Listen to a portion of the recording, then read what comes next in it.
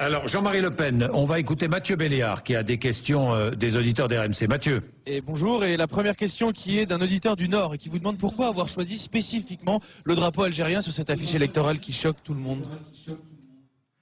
L'affiche électorale qui a choqué tout le monde, pourquoi avoir choisi le drapeau algérien? Vous l'avez, votre affiche? Je l'ai là. Oui, je sais que vous l'avez. Je ne vois pas en quoi elle a choqué, parce qu'elle est contre l'islamisme.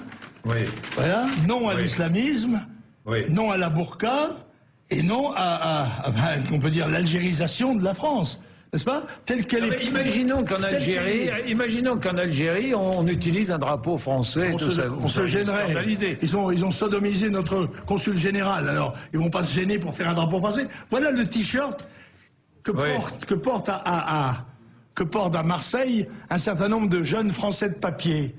Et cette affiche reproduit... Des jeunes Français de papier. Oui, des jeunes Français. Ils n'ont pas les mêmes droits. Oui, des jeunes Français de papier. Il y a des Français de papier et des Français, qui ne sont pas de papier. En tous les cas, moi, je ne les considère pas comme des Français à part entière. Vous savez, ça me rappelle les tigres de papier, les tigres, c'est ça, oui. Ce sont des Français de papier. C'est-à-dire qu'ils ne sont pas les mêmes Français. C'est-à-dire qu'ils n'ont pas les mêmes droits. Ils ont la double nationalité. Oui. Mais est-ce qu'ils ont les mêmes droits? Cette double nationalité leur permet d'avoir les mêmes droits que nous ici et les mêmes droits que les Algériens en Algérie. Est-il normal qu'ils aient les mêmes droits que nous en France? Mais moi, je trouve...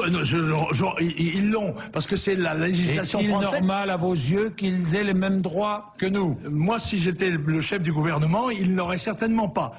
Pas les mêmes droits. Je ferais choisir les gens entre deux nationalités. Vous êtes algérien ou vous êtes français, vous êtes turc ou vous êtes français, vous ne pouvez pas être les deux à la fois. Je rappelle qu'ici, quand même, 770 000 Algériens résidant en France ont voté pour M. Bouteflika, enfin pour Bouteflika ou un autre, aux élections algériennes, ce qui ne nous est pas permis à nous. Nous ne pouvons élire qu'un seul président, eux ils peuvent se permettre d'en élire deux. Mais donc ils ne devraient pas avoir les mêmes droits, si je vous écoute.